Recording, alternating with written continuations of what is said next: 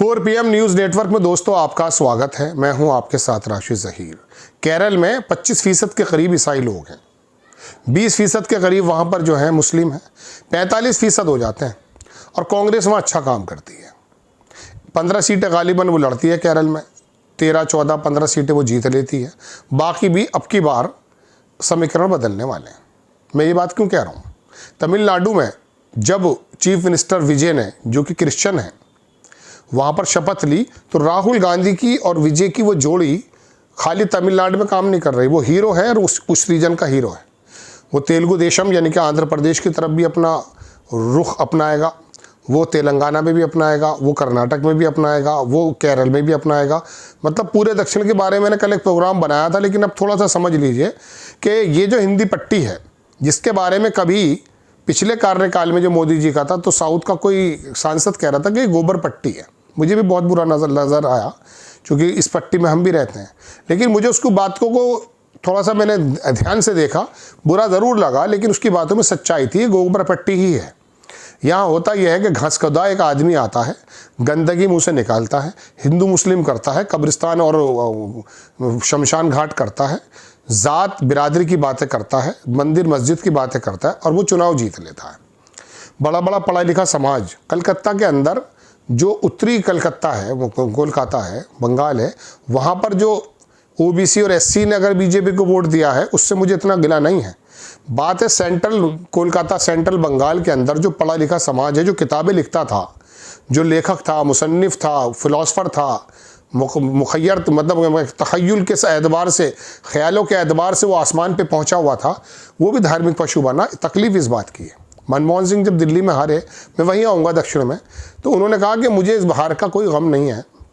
गम इस बात का कि मैं उस एरिया से हारा हूँ जहाँ के लोग जानते हैं कि मैंने देश के लिए क्या किया है। वहाँ पर वो बीजेपी का जीत गया था ना लोकसभा में, मल्होत्रा का क्या नाम था उसका, मैं भूल गया, गोयल करके। तो हालांकि मनमोहन हारे ये तो सबको याद है, जिसने हराया है वो याद नहीं है। क्योंकि जब सांप्रदायिकता के रथ पर चल करके आप पूरे देश के अंदर धुआं बिखेरते चले गए, काला, जो आपने रथ यात्रा सुनी थी अडवाणी की, उसका जो वो धुआं है ना, वो आज तक लोगों के दिमागों में, दिलों में, फेफड़ों में जमा हुआ है। वो सांप्रदायिकता आज तक बाकी है। तो वो मनमोहन सिंह को हराने वाला सांप्रदायिकता के रथ पे सवार था। ऐसे ही सेंट्रल कोलकाता, ये जो बंगाल है, वहाँ के पढ़े लिखे वर्ग ने जब वोट दिया, तकलीफ इस बात की है। तो अब बात यह है दोस्तों कि ये पट्टी तो उन्होंने पूरी तरह से कब्जा ली है, धार्मिक पशु बना करके। उत्तर प्रदेश है, बिहार है, उड़ीसा का भी कुछ एरिया ले लें, इधर से चले जाएं दिल्ली, हरियाणा और फिर मध्य प्रदेश, फिर महाराष्ट्र, ये पूरी पट्टी तो बीजेपी के समर्थकों के अंदर मौजूद है। राजस्थान बहुत ज़्यादा नहीं है, लेकिन 20-22% तो उसी वक्त सन 80 से 20-22% वोट मिल रहा है इनको।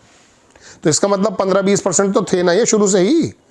अब आप कहेंगे साहब बीजेपी को वोट देने वाला ऐसा क्यों है? दरअसल ये अपने मैनिफेस्टो पे वोट अगर मांगे तो समझ में आती है। ये तो जब चुनाव के दौरान प्रधानमंत्री कपड़े और मंगलसूत्र भैंस की बात करने लगे और हिंदू मुस्लिम खुलेआम एजेंडा दिखाने लगे, शुभेंदु अधिकारी खुलेआम कलकत्ता के अंदर कहने लगे गादा बना दिया जाए, तो फिर इन बातों से अंदाज़ा होता कि इनकी इलेक्शन के कैंपेन को चलाने वाले जब धार्मिक पशु बन गए हैं, तो वो तो धर्म के आधार पर ही वोट मांग रहे हैं। यहाँ योगी आदित्यनाथ, वहाँ बिस्वा, यहाँ पर शुभेंदु अधिकारी, मतलब वो एक लंबी फहरिस्त है। और बीच बीच के जो किरदार है, मिडिल ऑर्डर के जो बल्लेबाज हैं, वो अलग हैं। गोली मारो फला को, गोली मारो, ये सब तरह के लोग मौजूद हैं। तो बात यह है दोस्तों कि अब ये पट्टी तो बड़ी मुश्किल से काम में आएगी, मतलब पटरी पर आएगी।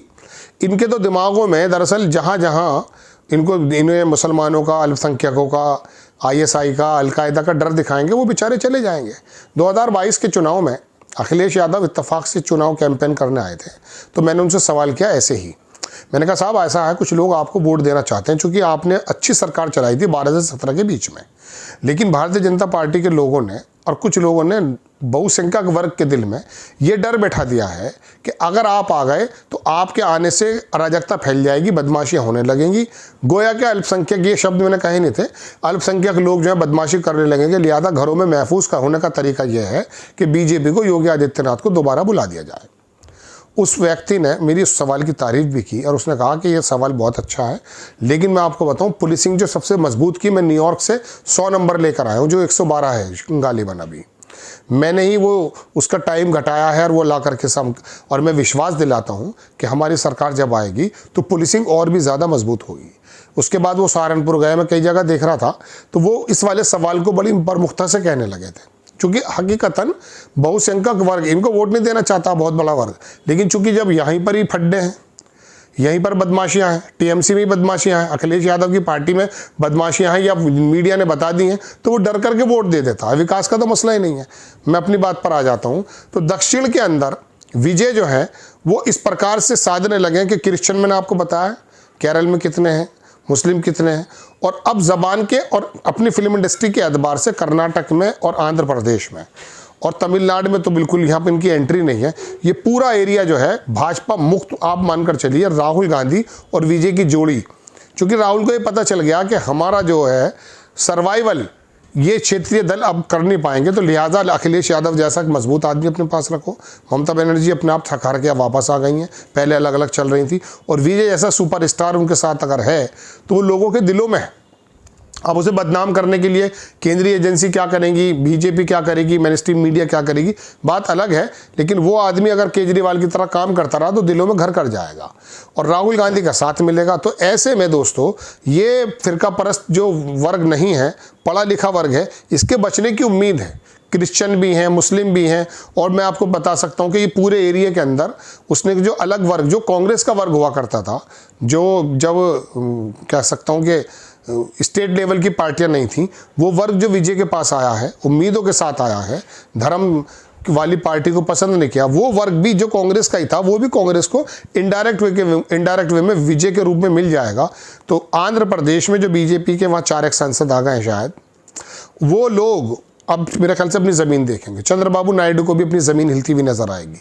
कर्नाटक में जो आपस में थोड़ी रस्साकशी हुई है उसकी मजबूती और मिल जाएगी। केरल में मैं बता रहा हूँ ना, 4-6 प्रदेश बड़े बड़े, तो ये तो समझ लीजिए बीजेपी के हाथ से चला जाता है।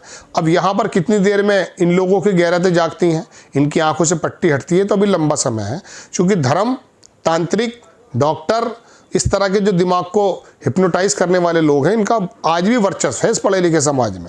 अब ऐसा तो है नहीं कि हंगरी के अंदर लोगों की समझ में आ गया कि ये ऑर्बैन जो था ये सिर्फ और सिर्फ मुसलमानों के खिलाफ बात करके जो है सांप्रदायिकता फैलाता था, फलस्तीनियों के खिलाफ करता था। वो उसे भी एक ISIS का, उसका CIA का आदमी था, उसने ही एक्चुअली उसको नेतन्याहू ने मिलवाया था, उसी वजह से उसकी पार्टी आती थी। लेकिन वहाँ के लोग पढ़े लिखे थे, समझ में आ गए और धर्म से बहुत जुड़े हुए नहीं थे। हमारी पट्टी के लोग तो तांत्रिक आकर कह दे वो अपनी लड़की उसको दे देता है। जब डेरा सच्चा कौन सा है वो बदमाश जो जेल में पड़ा रहता है दुष्कर्म में, उसके यहाँ अपनी अपनी बेटियों को छोड़ जाते हैं। आसाराम बापू क्या निकला बताइए।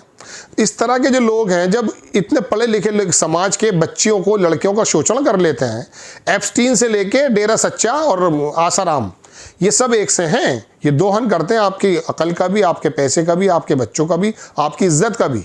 तो ये वाला पर्दा तो भी देर में हटेगा, चूंकि यहाँ के तो हम आपको मालूम है भगदड़ में मर गए लोग, वो आज तक अपनी कथाएं करता फिर रहा है। जय हिंद।